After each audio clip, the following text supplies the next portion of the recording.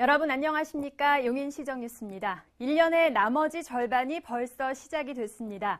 하반기에는 달라지는 제도도 많은데요. 노인 의료와 기초생활수급권자의 혜택이 많아지고 먹거리와 화재 등에 대한 안전 기준도 강화됩니다.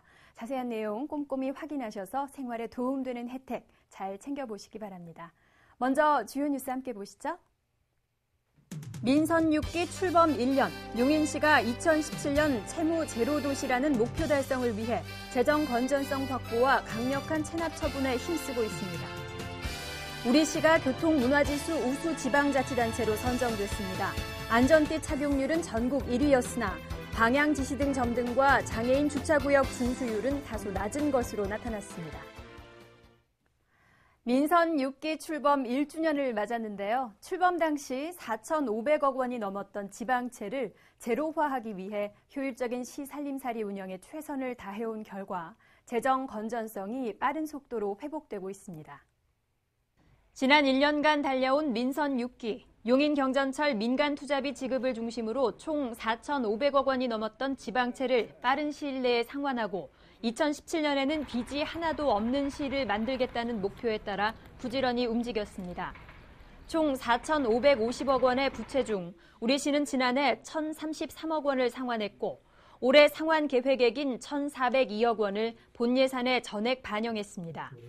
또 채무관리 계획에 따라 2016년과 2017년 각각 1,060억 원, 1,055억 원을 상환하면 목표 달성이 가능해집니다. 시는 이를 위해 인건비와 경상 예산을 지속적으로 줄이고 사전 재정 심사와 지방재정 투자사업 심사제를 강화하며 대규모 투자 사업의 시기와 사업비를 조정하면서 각종 행사성 사업은 전면 재검토해왔습니다. 또 번호판 영치와 차량 매각, 부동산 공매 등 상습 고질 체납자에 대한 강력한 체납 처분으로 지난해 총 26억 원의 징수 성과가 있었습니다.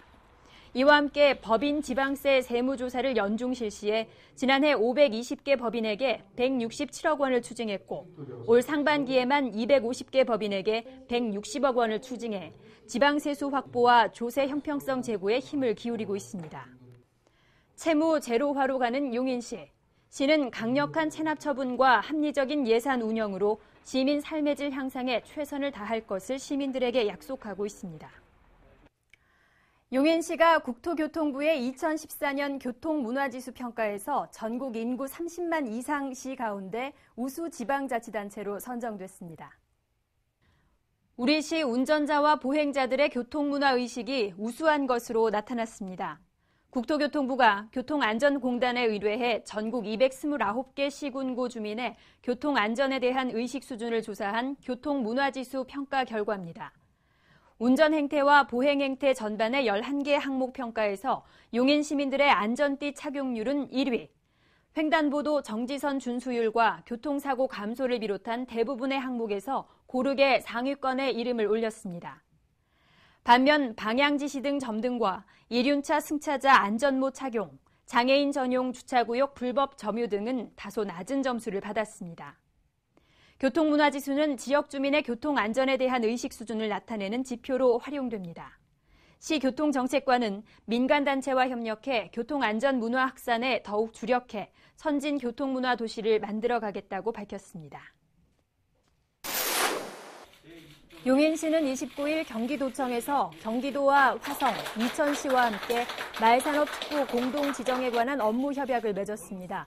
말산업특구 지정을 공동으로 추진한 우리시와 화성, 이천시는 그동안 까다로운 법적 요건을 갖추고 여러 단계의 검증 절차를 거쳐 농림축산식품부의 최종 특구 지정 성과를 얻었습니다.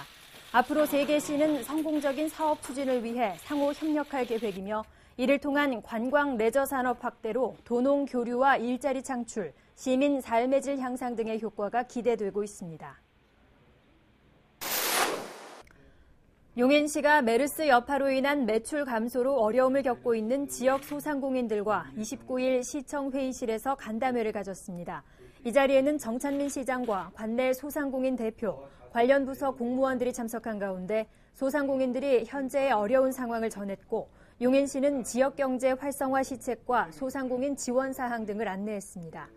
용인시는 메르스 발생 이후 침체된 지역 경제를 살리기 위해 시청사 구내식당 금요 휴무일과 공직자 전통시장 이용, 메르스 관련 특별 금융상담, 농특산물 직거래 장터 재개장 등을 추진하고 있습니다.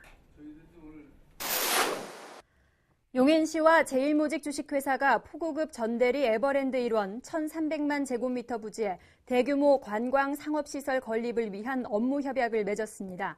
2일 시청 정책토론실에서는 정찬민 시장과 제일모직 김봉영 사장 등 임원진이 참석해 향후 투자 계획과 지역 주민 일자리 창출, 기업 애로사항 해소 등의 내용을 담은 협약서를 교환했습니다. 앞으로 에버랜드 일원에는 호텔과 에코파크, 아쿠아리움, 음식점과 상가 등 대규모 유원지가 개발될 예정입니다. 용인시는 시민들의 대중교통 이용 여건을 개선하기 위해 관내 339대의 마을버스 운행정보 안내 시스템을 개선했습니다.